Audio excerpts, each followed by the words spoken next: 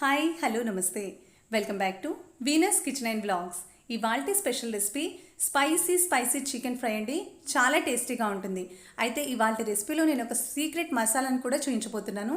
ఆ మసాలా వల్ల ఈ చికెన్ ఫ్రైకి మరింత రెట్టింపు టేస్ట్ పెరిగిపోతుంది. మరి అది ఎలానో ఇవాల్టి రెసిపీలో నేర్చుకుందాం. దానికోసం ఒక ప్యాన్ని లో మీడియం ఫ్లేమ్లో హీట్ చేసుకుని 2 టేబుల్ స్పూన్ల ధనియాలని, 2 టేబుల్ స్పూన్ల జీలకర్రని, 20 మిరియాలని కూడా యాడ్ చేసుకోవాలి. ఇవి నల్ల మిరియాలండి. మనం స్పైసీగా ఉంటుంది మసాలా, అందుకని స్పైసెస్ని ఎక్కువగా యాడ్ చేస్తున్నాను. అదేవిధంగా 5 లవంగాన్ని కూడా యాడ్ చేసుకోండి. 1 ఇంచు దాల్చిన చెక్కను, అదేవిధంగా 3 యాలక్కాయల్ని, ఫైనల్గా 1 టీ స్పూన్ షాజీరాని కూడా యాడ్ చేసుకోండి. వీటన్నిటినీ కూడా లో మీడియం ఫ్లేమ్లోనే దూరగా వేయించుకోండి. ఆయిల్ ఏమీ అవసరం లేదండి, డ్రై రోస్ట్ చేస్తే సరిపోతుంది. చూడండి, ఈ విధంగా ఫ్రై అయితే సరిపోతుంది. ఇప్పుడు దీన్ని చల్లడానికి పక్కన పెట్టేద్దాం.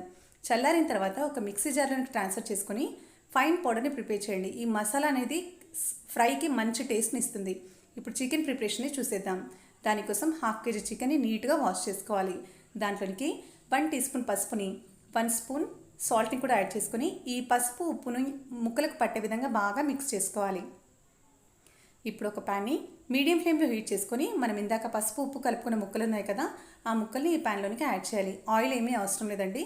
అయితే చికెన్ అనేది మనం నార్మల్గా హీట్ చేసినప్పుడు వాటర్ని రిలీజ్ చేస్తుంది. ఆ వాటర్ అంతా కూడా ఎవాపరేట్ అయ్యేంత వరకు మూతను ఏమీ పెట్టకుండానే హై ఫ్లేమ్లో కుక్ చేసుకోవాలి. బాగా కలపకూడదండి, ముక్క అనేది విరిగిపోతుంది. చూడండి, చికెన్ ముక్క అనేది లైట్గా చేంజ్ అయ్యేంత వరకు కుక్ చేస్తే సరిపోతుంది. కంప్లీట్గా డ్రై అయిపోవాలి. మనం ఈ విధంగా చేసుకోవడం వల్ల చికెన్కి నీచు వాసన అనేది రాదు. ఇప్పుడు తాలింపును చూసిద్దాం. దానికోసం 4 టేబుల్ స్పూన్ల ఆయిల్ని హీట్ చేసుకుని దాంట్లో ఆయిల్ హీట్ అవ్వగానే 3 మిరపకాయలని ఈ విధంగా నిలువుగా చీల్చుకొని యాడ్ చేసుకోవాలి. దాంట్లోనికి 3 పెద్ద సైజ్ ఆనియన్స్ని ఈ విధంగా సన్నగా ముక్కలుగా తరిగి యాడ్ చేసుకోవాలి. మనం ఈ కర్రీలో వాటర్ ఏమీ యాడ్ చేయమండి, సో అందుకే ఆనియన్స్ అనేవి కాస్త ఎక్కువగానే పడతాయి. ఆనియన్స్ త్వరగా వేగాలంటే 1 టీ స్పూన్ సాల్ట్ని ఇక్కడ యాడ్ చేసుకోండి. నేను యాడ్ చేయలేదు. ఆనియన్స్ రంగు అనేది ఈ విధంగా లైట్ పింక్ కలర్ అయ్యేంత వరకు ఫ్రై చేసుకోండి. కాస్త సాఫ్ట్గా అవ్వాలి. అదేవిధంగా కలర్ కూడా లైట్గా చేంజ్ అయింది కదా, ఈ స్టేజ్లో ఫ్రెష్గా ప్రిపేర్ చేసుకున్నటువంటి 3 టీ స్పూన్ల జింజర్ గార్లిక్ పేస్ట్ కూడా యాడ్ చేసుకోండి. మనం నాన్ వెజ్ ఐటమ్స్కి ఫ్రెష్గా ప్రిపేర్ చేసుకున్న అల్లం వెల్లుల్లి పేస్ట్ అయితేనే టేస్ట్ బాగుంటుంది. మరొక 2 నుంచి 3 సెకండ్ల పాటు వేయించుకొని దీంట్లోనికి మనం ఇందాక పసుపు ఉప్పు వేసుకొని డ్రై రోస్ట్ చేసుకున్నటువంటి చికెన్ ముక్కలు ఉన్నాయి కదా, వాటిని యాడ్ చేసుకోండి. మనం ముందుగానే పసుపుని యాడ్ చేసాం కాబట్టి ఇక్కడ నేను కేవలం 1/2 టీ స్పూన్ పసుపుని యాడ్ చేశాను. అదేవిధంగా మిరియాలు లవంగాల్ని కూడా యాడ్ చేశాం కదా, సో కారప్పొడిని కూడా చూసుకొని యాడ్ చేసుకోండి. నేను ఇక్కడ 2 స్పూన్ల కారప్పొడిని కూడా యాడ్ చేశాను. చూడండి, కలర్ఫుల్గా కనిపిస్తుంది కదా. ఇప్పుడు మూతను పెట్టుకొని 12 నుంచి 15 నిమిషాల పాటు ఉడికించుకుందాం. చూడండి, 12 నిమిషాల తర్వాత కర్రీ అనేది ఈ విధంగా కలర్ఫుల్గా తయారై ఉంటుంది. ఈ స్టేజ్లో మనం ముందుగానే ప్రిపేర్ చేసి పెట్టుకున్నటువంటి మసాలా పౌడర్ని యాడ్ చేసుకుందాం.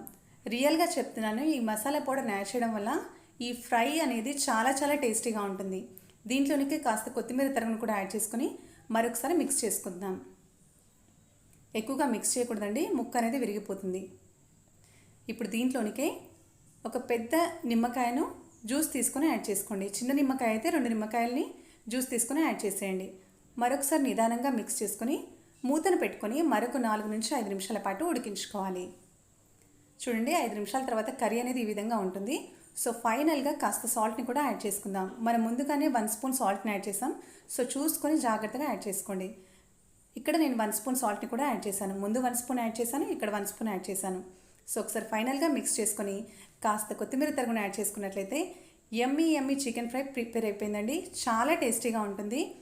అండ్ తప్పకుండా మీరు ట్రై చేసేయండి. మరి మీకు ఈ రెసిపీ ఎలా వచ్చిందో నాకు తప్పకుండా కమెంట్ సెక్షన్లో కూడా తెలియజేయండి.